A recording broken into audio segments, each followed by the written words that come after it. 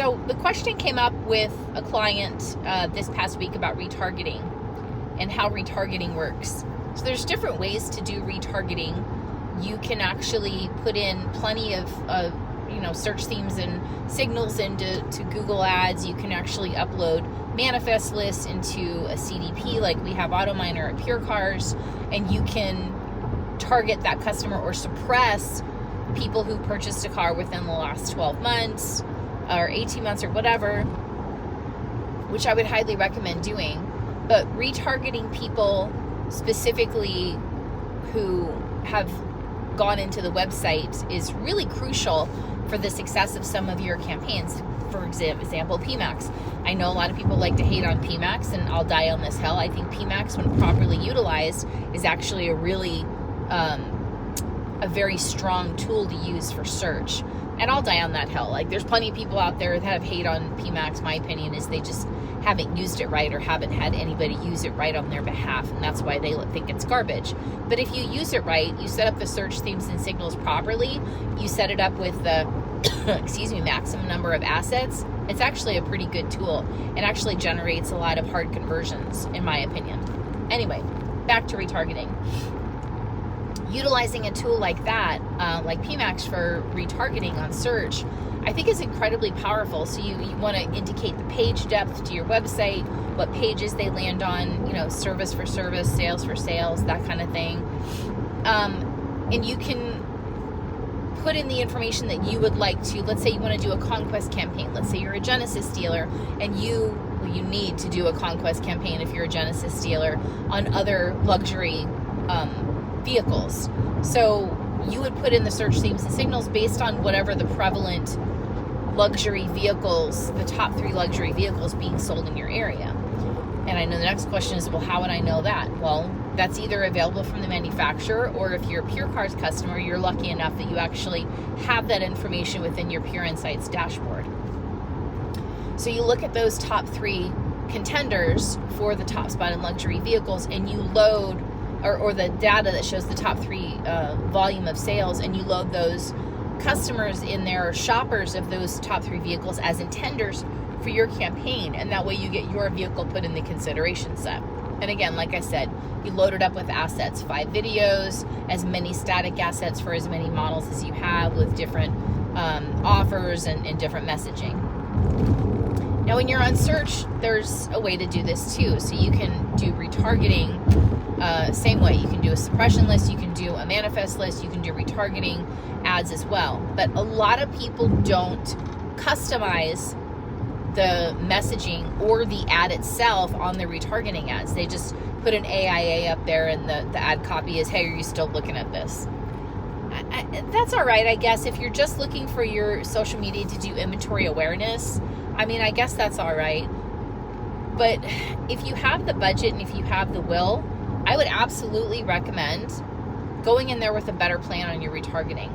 Prospecting, of course, and I've talked about that plenty of times, where you need to have adequate messaging. You need to change up what you're doing if what you're doing isn't working. Be flexible with that and be open to new ideas. But with retargeting specifically, you're speaking to a customer who's already seen your vehicles, who's already seen your inventory. And you have a very, very short window to give them reason to actually click on something for you. So just saying, hey, are you still looking at this? I don't know if that's really a reason that's going to capture someone's attention. Now, most vendors will tell you, mine included, that social media isn't really for leads. Like, that's not what paid search or paid social does, is generate leads. Coming from the other side of the house, half my experience in my almost 30 years now in the car business is in a store. If a vendor came to me and said, well, we don't generate leads, I'd be a little frustrated. What am I paying you for? You're to generate phone calls, to generate people walking in the front door, to generate leads, to generate chats, to generate giving my team a potential for having a two-way communication. So I rabbit holed there for a second. So back up to the retargeting. The messaging on retargeting needs to be, and the ad on retargeting needs to be as much that actually captures that customer's attention. So, and I'm testing this theory out with a few stores. Your AIA, if you have enough budget, your AIA for new and used, that's fine. Make sure you have an intro card with an offer of some kind on there, or for your new, and then for your used, make sure it indicates maybe how many vehicles you have under $25,000 or how many vehicles you have that have over 40 miles per gallon. Those are two important messages right now that people are searching for. That would be on my prospecting AIAs. For my retargeting AIAs, I would actually set up my retargeting AIAs for static offer carousel. So I think you could do up to 6 slides in a static offer carousel. That's what I would retarget them on. Hey, check out these offers on our new vehicle. Some better version of that. There's someone smarter than me who can come up with something better than that. But that would be my messaging on that is specifically, here are the offers on the vehicles that you already saw in the AIA. I'm not saying put this in your ad copy, but here's the offers on those vehicles you already saw in our AIA that we wanted to share with you so you could put in the consideration set. So ChatGPT is your good friend as far as coming up with good ad copy, and I would highly recommend it. But the other part of this coin is, you, instead of just throwing up AIA carousel and hoping for the best, make those ads with intention. And what I mean by that is the offers on the vehicles that you put in that static carousel, make them with intention. And again, if you're lucky enough to be a Pure Cars customer, you have the benefit of the Pure Insights dashboard that you can go in and you can see exactly what are the top 6 models that people are looking at. Make offers on those. Don't make offers on a vehicle just because you have a ton of them. Just because you have a ton of them. Like, I've got a dealer right now that has a ton of 370, or they're not called 370Zs, of Z cars. Nobody's buying those. Nobody's buying a 2-seater, $50,000 sports car right now at a Nissan level. They're just not. Nothing against that car. It's a freaking great car. It's fast. It's fun to drive.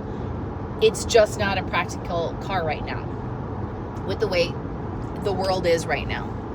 So the fact that you're sitting with 20 of them, nobody's going to help you out with that. So you putting an offer up and slamming it in front of people's faces doesn't speak to, you need to meet the customer where they're shopping. That's like fishing in a barrel with no fish in it, while there's another barrel over here that's full of fish. So fish where the fish are at. Look at, in your Pure Insights dashboard, look at the top 6 models in your Pure Insights dashboard, create offers for those that were sold over the last 6 months, and then create offers for those 6 models, put those in an AIA carousel with a message saying, check out this month's offers on the vehicles you love, something of that nature. And then make each of those click to your specials page, which, by the way, don't set up your specials page to be just a search engine results page. Did you just an SRP page? Please. An SRP page as your specials page is lazy. Make static carousels, turn your banners into static little tiles for your specials page. Send the traffic from that carousel back to your specials page and have further engagement delve from there. So you want a good retargeting campaign to make sure you capture back those customers and give them a reason to click, because they didn't click the first time, so we want to give them a reason to click this time. So the next part of this, so as we're all getting down the ChatGPT rabbit hole, which all of us are, I mean, I've done it myself where I've actually clicked around and found, this car, why is this car better than this car, and so on. But what I'm finding in my search is I'm just going to hold on to my car for a little longer and wait for kind of the market to fluctuate a little bit more. The reason being is because I have a big SUV, and big SUVs aren't exactly getting a lot of money right now as far as trade-in value. And I have a Grand Cherokee, same. It's just not. They're having trouble selling them, let alone trying to take one in on trade. Anyway, I digress. People are putting those searches into ChatGPT, right? People are going to start putting automotive searches in ChatGPT. I am very, very curious how those platforms, those AI platforms, are going to leverage that data to serve up retargeting ads. Because if you have a customer who is actually shopping for let's say for a Toyota 4Runner, and you actively see in ChatGPT they're asking all this stuff about certified pre-owned 4Runners, Well, then how are we going to be utilizing that information?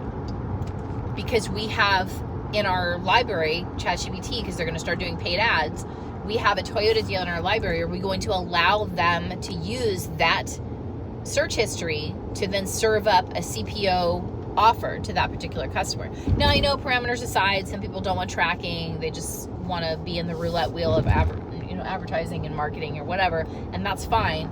But for people who like to have ads serve up that are relevant to them, are we going to then utilize that information within ChatGPT to then find them certified pre-owned offers and ads people are paying in the ad space and serve those up to them?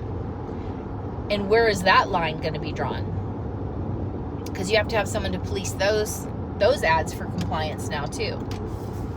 So there's a lot of questions, more so than answers right now, with regards to advertising within ChatGPT, and just things as I move down this path that I'm seeing that are definitely going to come up. That's all I got for this week. Happy selling.